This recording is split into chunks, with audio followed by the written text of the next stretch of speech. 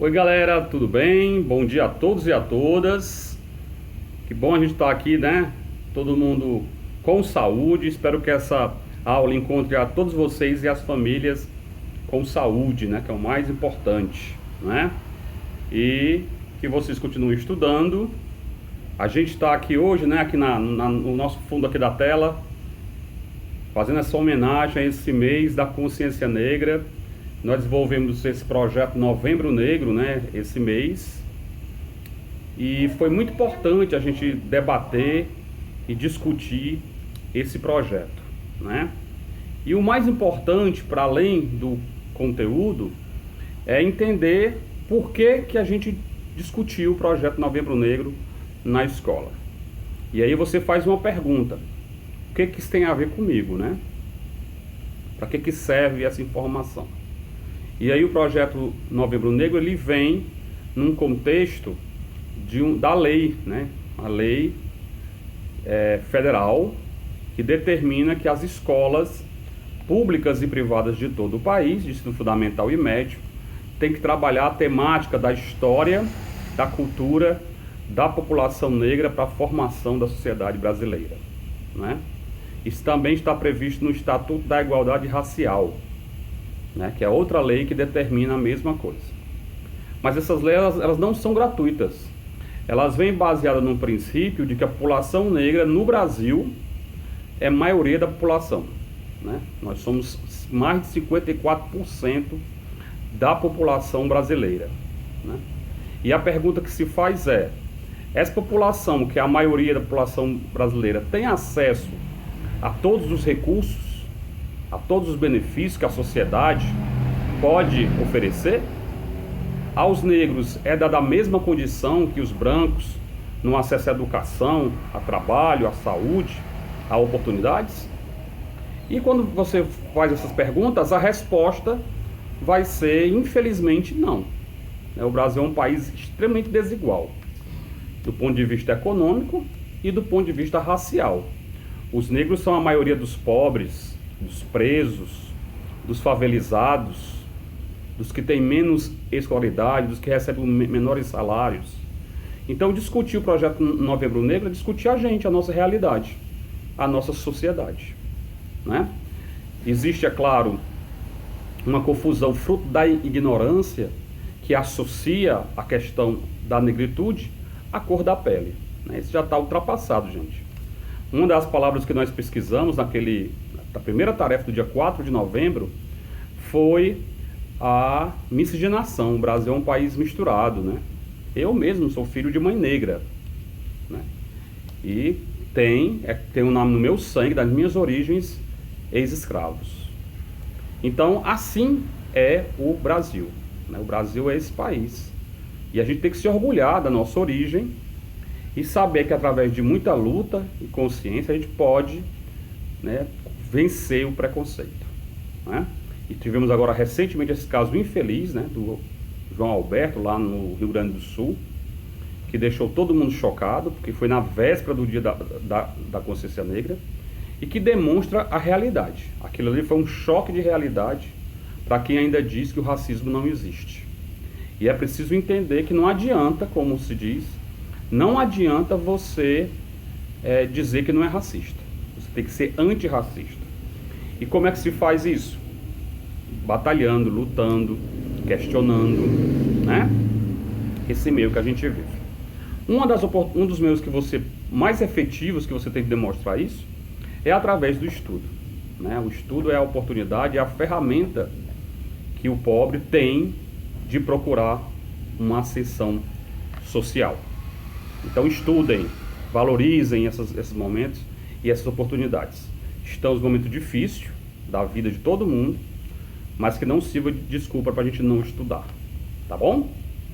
Vamos seguir então com o nosso capítulo 11 hoje, né? Que a gente já começou lá no dia 4, eu pedi um fichamento desse capítulo, com certeza todos vocês já fizeram.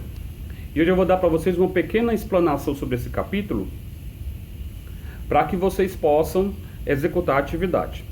A boa notícia é que esse é o penúltimo capítulo, só tem mais esse outro capítulo, e aí a prova bimestral do quarto bimestre, tá bom? Então vamos lá. O capítulo aí na página 204 começa aí citando uma música do genial Martinho da Vila, né? Olha lá que música bonitinha, né, pessoal? Fala aí sobre aprendeu-se a liberdade, combatendo em Guararapes, entre flechas e tacapes, facas, fuzis e canhões, brasileiros irmanados, sem senhor e sem senzala, e a senhora dos prazeres transformando pedra em bala. E lá se vai, né? Essa música, ela vai retratar um dos momentos da história brasileira, que foi a invasão holandesa do Nordeste brasileiro, né? Que aconteceu lá no século XVII. Tudo a ver com o tema do capítulo. Europeus disputam o mundo atlântico. Como nós sabemos, nas grandes navegações, duas nações despontaram como privilegiadas, porque foram as pioneiras desse processo, Portugal e Espanha. Com a descoberta do Novo Mundo, Portugal e Espanha dividiram o novo continente, ignorando a existência dos nativos americanos, aqueles chamados de ameríndios. Eles dividiram a terra entre eles, entre Espanha e Portugal. As outras nações europeias, obviamente, não aceitaram isso, né?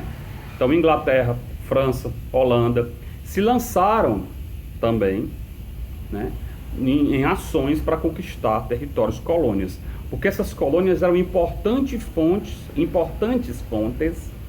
de matérias-primas para as metrópoles. Não podemos esquecer que nessa época se praticava na Europa a política econômica do metalismo. E o que é o metalismo, Tio Robson? Só para lembrar, o metalismo é a política econômica do mercantilismo.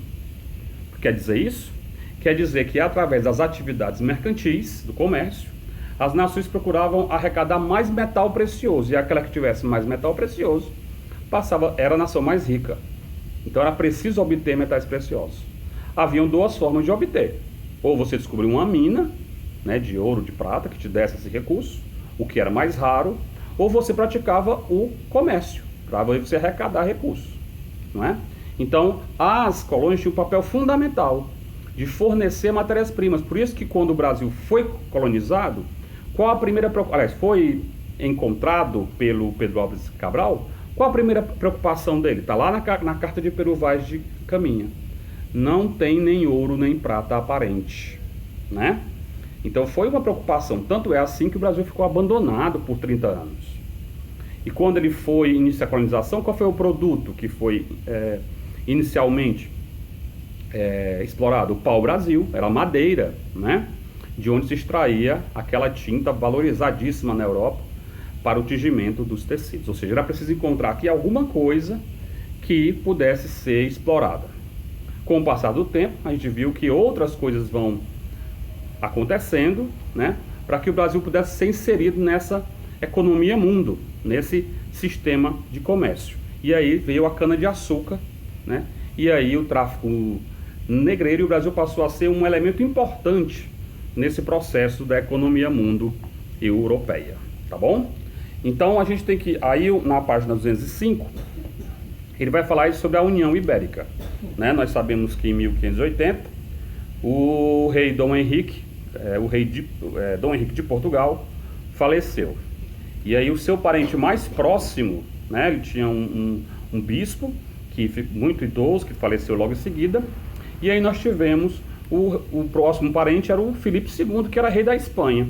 E aconteceu a chamada União Ibérica, né? O que é isso? Portugal e Espanha ficaram unidos com o mesmo monarca, o mesmo rei.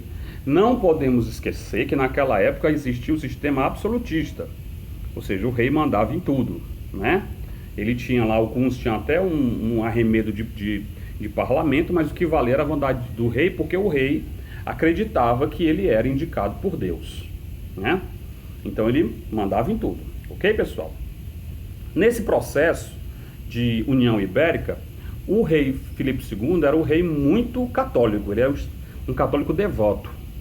E aí ele se chocou, né, com os interesses dos holandeses, que eram protestantes em sua maioria. Olha lá, aí já é reforma religiosa mexendo com a política, não é? Veja só. E aí vai ocasionar a independência da Holanda, conhecido como Países Baixos. Por que Países Baixos, gente?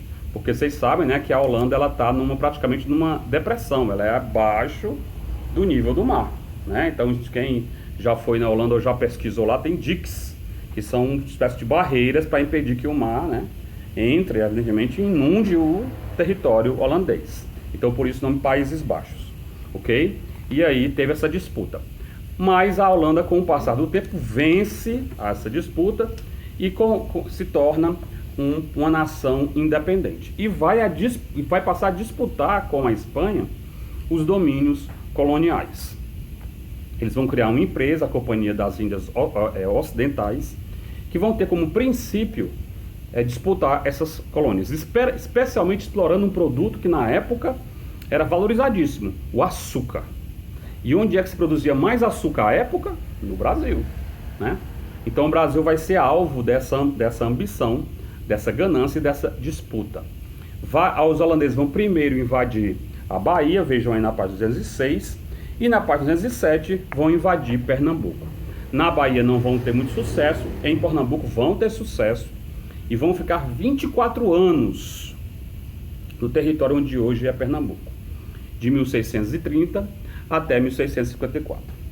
E aí essa menção nos faz retornar a música lá do começo do capítulo do Martinho da Vila, quando ele fala lá o Bom Nassau, porque o mais famoso governador que dominado pelos holandeses foi um homem chamado Nassau.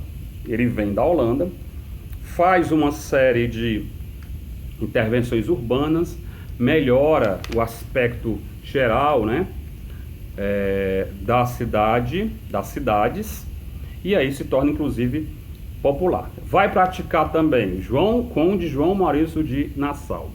Ele vai também conceder empréstimo aos senhores dos engenhos, vai melhorar Recife e vai praticar a tolerância religiosa, né? Ou seja, no momento que a Igreja Católica praticava a contra-reforma, né, vocês lembram dos capítulos anteriores, perseguindo inclusive judeus, o Maurício de Nassau praticar aqui em Pernambuco a tolerância religiosa. Muitos judeus inclusive vieram para cá. Se você for algum dia tiver a oportunidade de ir para Recife, Olinda, você vai ver que em Recife tem a primeira sinagoga do Brasil. Sinagogas são as igrejas, né, dos templos judaicos, né? E lá tem essa lembrança histórica da presença de Nassau em Pernambuco. Tudo bem, pessoal? A gente volta já já com a segunda parte da aula.